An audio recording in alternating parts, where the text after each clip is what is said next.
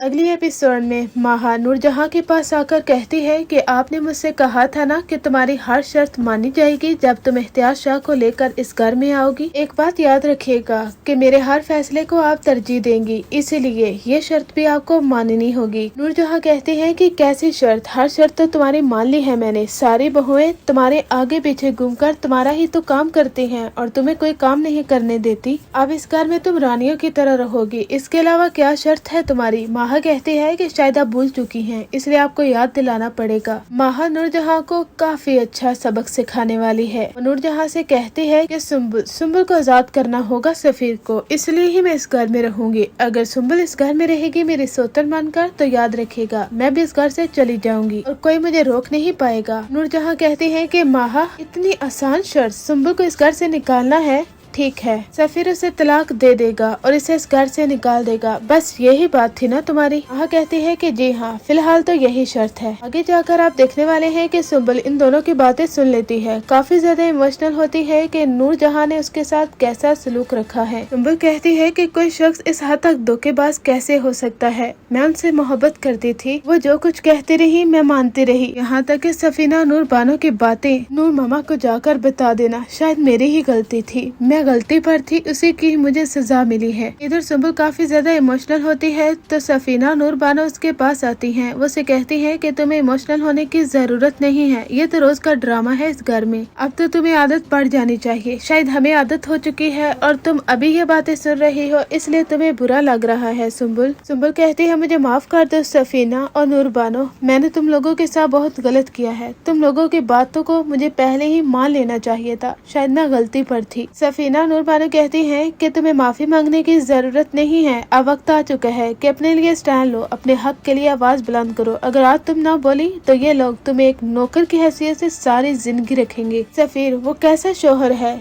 जो तुम्हें कोई इज्जत नहीं देता, किसी इज्जत की निगाह से नहीं देखता? आखिर वो ऐसा कैसे कर सकता है? शोहर होने का हक अदा नहीं कर रहा वो। एक बात लिख लो सुम्बुल, माहा इन्हें ऐसा नाच नचाने वाली है ना कि ये सारी जिंदगी याद रखेंगे और माहा ही इनको हैंडल कर सकती है। तुमने देखा तो होगा ना, सफीना के यहाँ बेटी की पैदाइश होने वाली है तो नूर मामा को इसकी जरा भी परवाह नहीं, यहाँ तक कि इससे इतना काम करवाती हैं। अगर बेटा होने वाला होता ना, कैसे इसकी इज्जत करती और यहाँ तक कि सारा काम खुद करवा लेती, लेकिन नहीं। नूरजहां जैसी औरत का दिल पत्थर बन चुका है, वो नरम नहीं है। वो नरम दिल होती तो तुम्हारे साथ ये सब कुछ ना करती। सुम्बुल, अब तुम्हें फैसला लेना होगा। आने वाली एपिसोड में आप देखेंगे कि सुम्बुल फैसला कर लेगी कि वो इस घर को छोड़कर जा रही है। वो कहेगी कि मैं एक नौकर की हैसियत से इस घर में नहीं रह सकती, मेरी भी कोई सेल्फ रिस्पेक्ट है। आप लोगों ने क्या मुझे मजाक समझ के रखा है? सफीर, तुम जैसा घटिया शख्स माहा के साथ ही रहे तो अच्छा है, मैं ऐसे शख्स के साथ जिंदगी गुजारना ही नहीं चाहती।